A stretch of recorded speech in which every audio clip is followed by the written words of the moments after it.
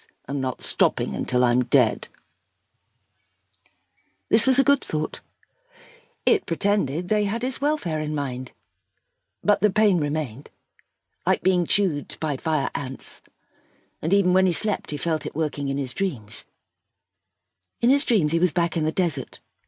His companions were dead soldiers, their meat dropping off their bones. The loudest thing in life was a helicopter. All around, the boy soldiers disintegrated, made puddles in the sand. Here, when he was awake, there were other noises to occupy him.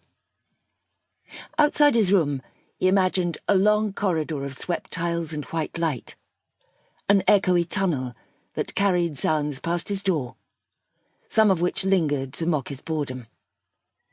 A dropped fork rattled in his mind for hours. He heard voices too, a low mumble that never separated into language.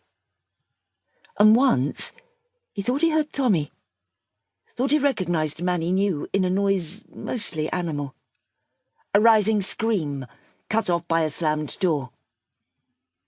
Footsteps clattered into distance. Something on wheels might have been a trolley. He tried to shout a response, but his voice got lost in the deep red caverns of his pain, and all he could do was weep silent tears that scorched his cheeks. A doctor came once a day. He had to be a doctor, he wore a white coat. The nurse, with him, carried a tray. On it, a precise array of tools, different-sized needles, small bottles of coloured liquids. Both nurse and doctor wore gloves and surgical masks, and both had olive skin and hazel eyes. Only the doctor spoke.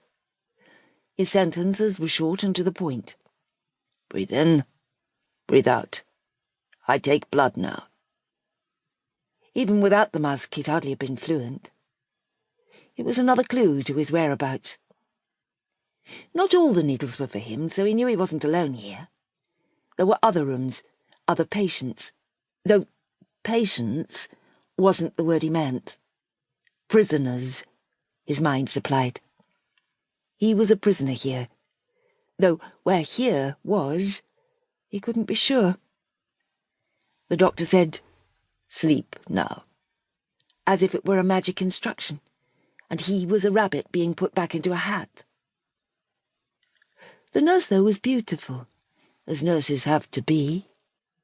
The nurse came more often and fed him, wiped him, saw to his bowel movements. Nothing he did made her speak. Even an erection, to him little short of a miracle, left her unmoved. For the rest, all he had were a few schoolboy phrases. "Parlez-vous? Spreckledy Deutsch?" Which it wouldn't have helped him if she'd answered. And anyway, he knew, was certain, that if she spoke it would be in a sand language, whose vast syllables would leave him adrift and uncomprehending, like a traveller caught between settlements. Soon he forgot she was human. When he didn't want to see her, he turned his face to the wall. Days passed. There was no way of knowing how many. His body was healing, but slowly. Red wheals marred all his flesh he could see, and a small, detached part of his mind, his black box, told him he'd always be like this now, that his body was scarred and monstrous forever. But at least the pain was dimming. He was no longer kept strapped down. An ankle chain secured him to the bed. In time he might do something about that. Once he stole a spoon during a careless moment, filched it from the tray when the nurse looked round at a noise from the corridor.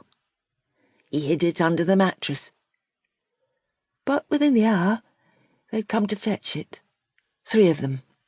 Male, silent, dark-featured. 2 held him against the wall, while the 3rd retrieved his prize, though not roughly. He didn't struggle. But the effort exhausted him anyway, and he crashed as soon as they'd left. His dream took him back to the desert and the boy soldiers. Sand crunched as he...